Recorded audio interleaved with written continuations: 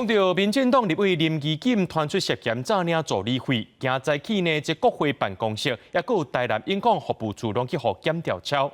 林义锦是发出声明讲，伊会配合调查，那伊本人规工拢伫咧台南地检署接受询问。受风声讲，这件事件是民进党台南市长初选小达引起的，那立委陈廷辉下晡要背回。天门慢慢的升起来，调查处警员有服务处行出来，也毋过问服务处的员工面对镜头无愿意讲。请问是在搜索什么？不是搜索啦，不是搜索。调查人员搬出一箱资料，服务处外口挂着甲总统赖清德同齐翕的看板，民进党立委林基金传出亲像涉嫌诈领助理费。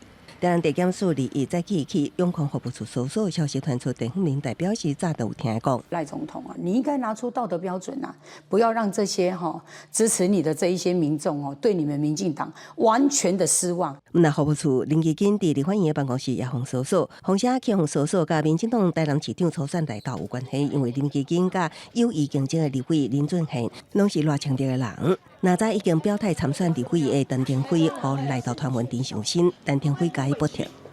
我没那么厉害啦，开中常会比较重要。外界关注林基金案，民进党2日下昼召开中常会，与会成员表示，赖清德伫会中提醒个人纪律甲私生活爱站在个检点。发言人吴建会后是表示，民进党一贯的立场是不恶不穷。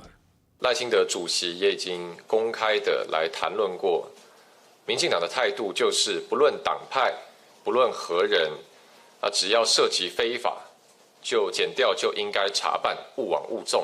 林基金担任过6届期间，连任第2届立委，将政资历多年，并且要有总统大选时，台南6席立委甲赖清德同齐影片。伊发声明表示，无论是因为什么原因接受调查，拢会配合厘清案情，和司法证明清白。记者综合报道。